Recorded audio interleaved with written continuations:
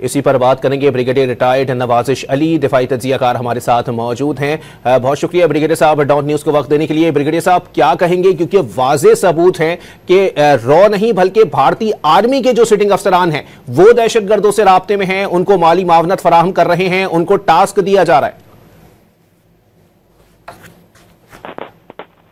देखिए, DGISPR ने बड़े कॉम्प्रिहेंसिवली इस इशू को कवर किया है और इंडिया जो है वो इंडिया मीडिया जो है वो बहुत एक रोल प्ले कर रहा है प्रोपेगेंडा करने में, और उसको काउंटर करने के लिए बड़ा जरूरी था कि DGISPR एक प्रेस कॉन्फ्रेंस करते और वो पाकिस्तान का पॉइंट ऑफ व्यू जो है उसको कवर करते। तो उन्होंने बड़े अच्छे तरीके से कवर किया और उन्होंने जो बातें की हैं वो गौर तलब है, और इसको हमें मीडिया को जो है ना इसको इस पे काफी जो है उसको काम करना चाहिए। Thank you.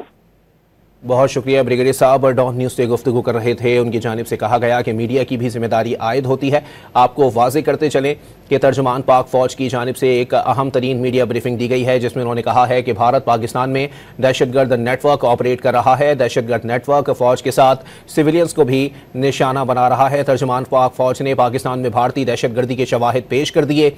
भारतीय फ़ौज के मेजर संदीप वर्मा की दहशतगर्द के साथ गुफ्तगू की ऑडियो कॉल पेश की गई।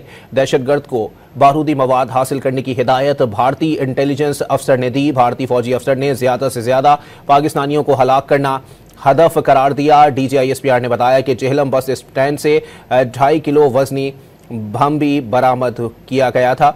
दहशतगर्द का हैंडलर सिकंदर भारतीय फौज में सूबेदार है।